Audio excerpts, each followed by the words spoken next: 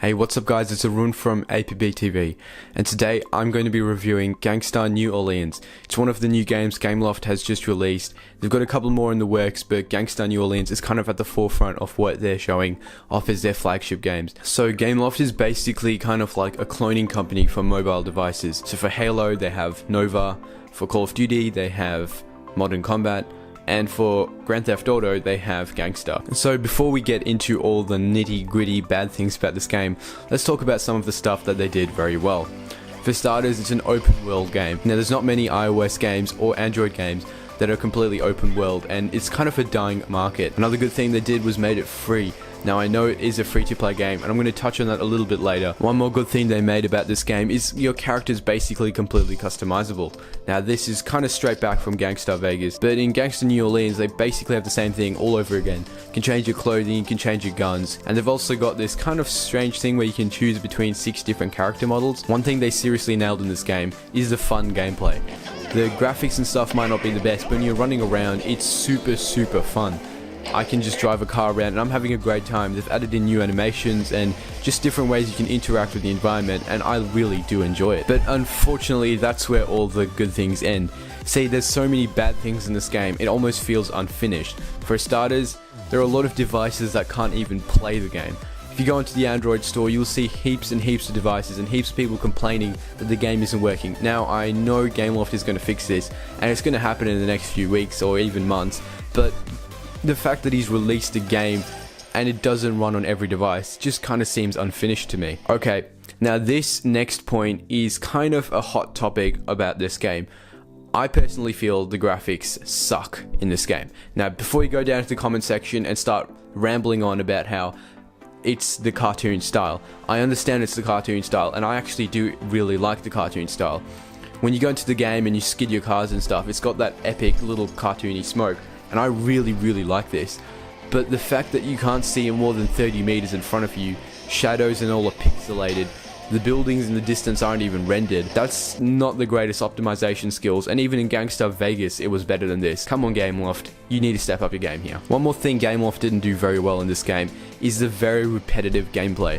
Now if you play GTA or you play Mafia 3, you'll know that there's a lot of variable things that happen when you do a certain thing. So for example, if you walk into someone, something will happen. If you try and go around a corner and you smash into a car, there'll be a different reaction depending on the driver. In Gangstar New Orleans, it's all the same. All the AI around roaming the map just look all the same. They all have the same movements. You can see the same character, 5 people of them right around you at one go. And it just kind of loses that fact that you're playing a virtual game. It just suddenly brings you back to the fact that this is a mobile game. Gameloft really could have pushed it better. Alright, so this next one is kind of a bit prejudiced because I've played a lot of good story games like The Walking Dead and just a couple of Call of Duty games that I really enjoyed the story of.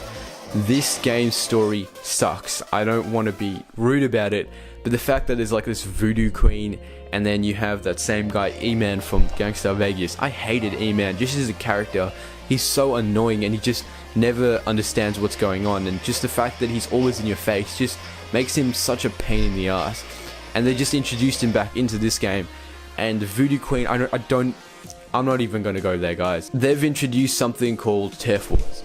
It's not multiplayer. Basically, if you remember Real Racing 3, how you converse a AI version of your friend, and it just kind of is powered by your friend's time. Can we just play a little bit of multiplayer Gameloft? Is it that hard? I just want to be able to go into a map with 6 or 7 different players and just like a team deathmatch, a deathmatch, just a deathmatch maybe. How much fun would that be guys? That you could just roam a world in deathmatch mode. Now that would be so much better than these turf wars that they've introduced. I can't understand why they introduced it guys.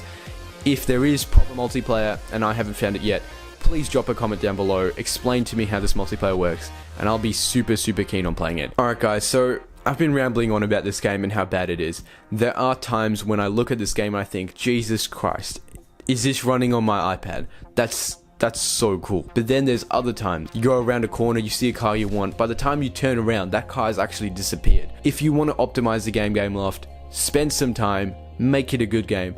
Don't release a half-baked crappy release game like this. Basically, it has some fun experiences and it's fun to play an open world game because there haven't been many lately. But as far as the Gameloft game goes, I actually prefer Gangstar Vegas over this. That's why I'm giving this game a 5.5 out of 10. I hope you guys enjoyed this review, and if you did, please drop a like down below and subscribe to the channel if you haven't already. And as always, I'll catch you all in the next one.